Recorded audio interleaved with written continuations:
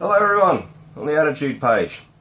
My name's Clayton, I'm from Townsville in Australia, and I thought I'd do a little video on the gear that I'm using and I use for gigs around town, and just to show you the sounds that I'm getting in there and how I've got this all wired up and whatnot.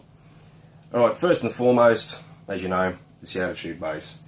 Out in the front room there's 5 strings, 4 strings, 2 6 strings, fretless basses, but as soon as I got this bass here, just the fat neck on it, and the tonal variety that I can get out of this bass is insane. It really is. I use Billy's tone as a ballpark sort of area, but it's not my thing to try and nail his sound, because to me personally, tone, it's all coming out of his hands. You know, as you all know, Billy could pick up a cheap Squire bass copy and plug into a pig nose amp and I'll still sound like him. So regardless of what I try, I'll never be able to sound like him, and he'll probably never be able to sound like me, which is a good thing. So yeah, first thing, I run the 2 cables, 2 cable output, but I use it in a very different sort of way. 2 cables straight into an Alesis 3630 compressor, yeah, the old dirty 630. I did have a DBX 266XL, which is over there, and I should listen to John Willis. Terrible. Maybe good for PA, but just had a stocking sound over it. Just didn't really give me what I was looking for. So that's going to be donated to a friend's PA system very shortly. So yeah, you'll notice that I've got no cables plugged in to the front here. The bass is actually plugged straight into the compressor in the back. Why? A lot of the stages that I play on around here and around the place, there's not much room on stage. There's bugger all room actually. So it was years ago I had the standard cable coming out of there, and I happened to bump into it, and the whole input jack went in there. It was the rest of the night, had to use tape to hold it in place and whatnot. So since then I've always plugged everything into the back.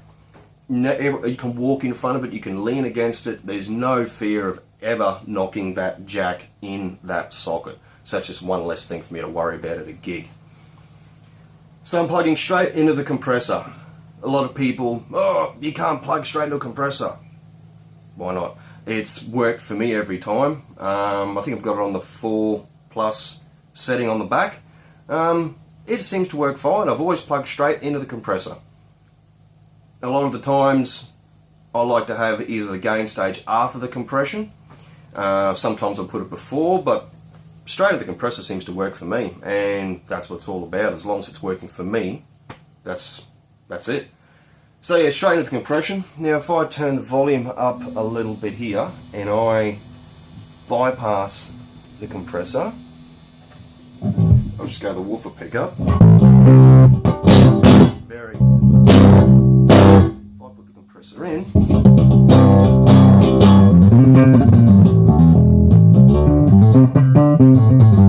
really clamps down everything. So I've got the sync. Sometimes it changes per room to room depending on where I'm playing. So yeah, I'll do that one there too. Now out of the compressor, I've got the woofer pickup into that channel. Then from there it goes straight up into the rack mount Korg tuner, which is good. For me, I don't like seeing little pedals in front of me. Trying to focus on something this big at 1 o'clock in the morning. It's big, I can turn around, it's there, and plus I can do that. It's got lights.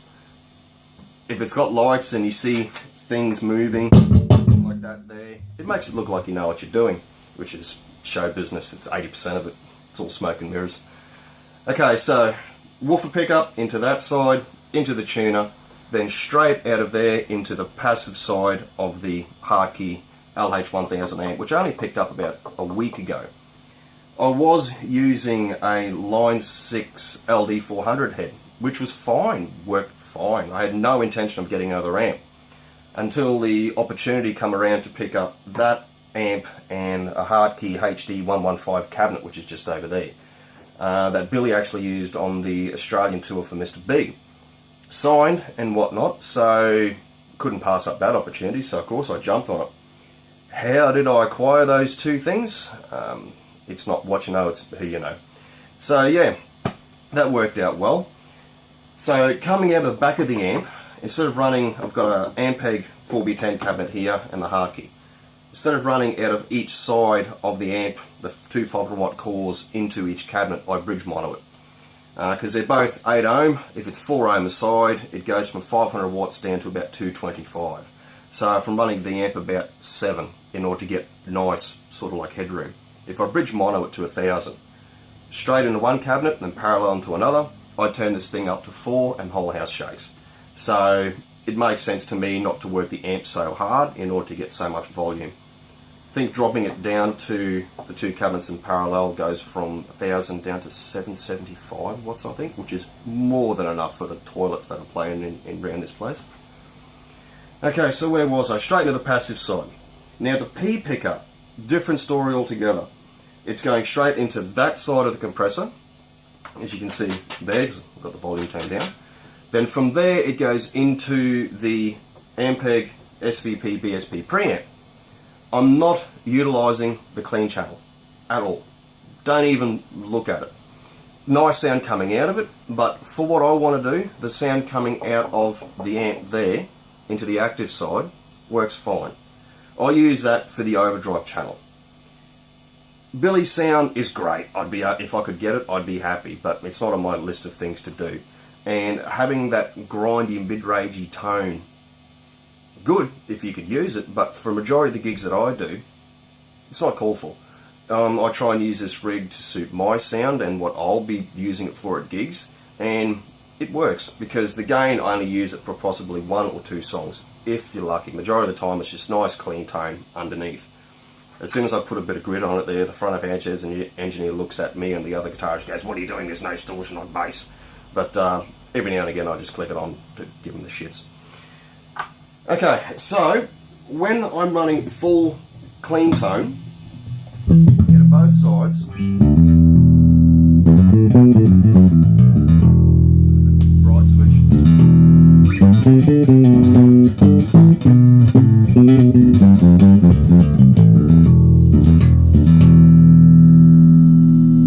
How I'm doing that is I don't particularly like the sound of the two pickups going out to two separate amps.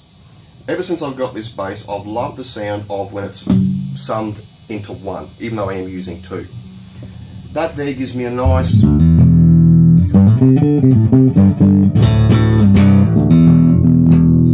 with a pick.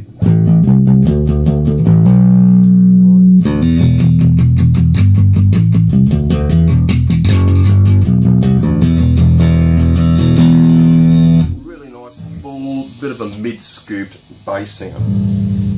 So that's going into both sides. Out of the output of the compressor, I usually boost that just a little bit in order to get over the active input. I think it's a 6 dB drop, so it comes up pretty even.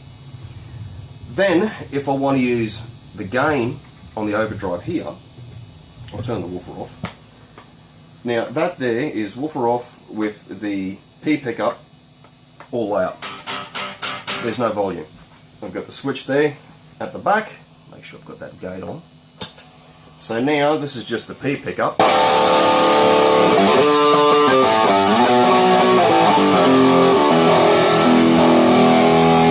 If I bring in the woofer,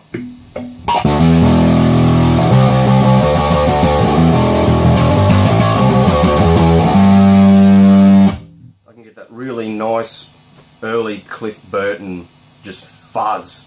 It's an unbelievable gain stage on that BSP. Without the gate, it's literally uncontrollable. But yeah, you can pull out tones.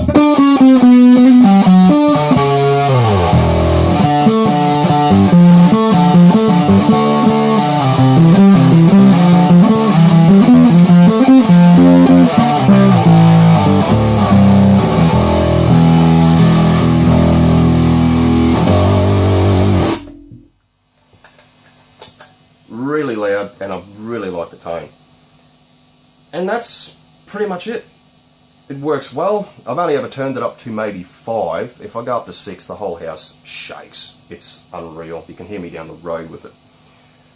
So yeah, that's a short little rundown on the sounds I'm getting out of my rig and how I make it work for me. I'd like anyone else on this page, every phone has a camera now, so rather than just take photos of your Pierce preamps or your Helix pedals, just take a quick video, share it around. I want to see what sounds you're getting out, how you wire it up, how it works for you. And yeah, looking forward to seeing your videos.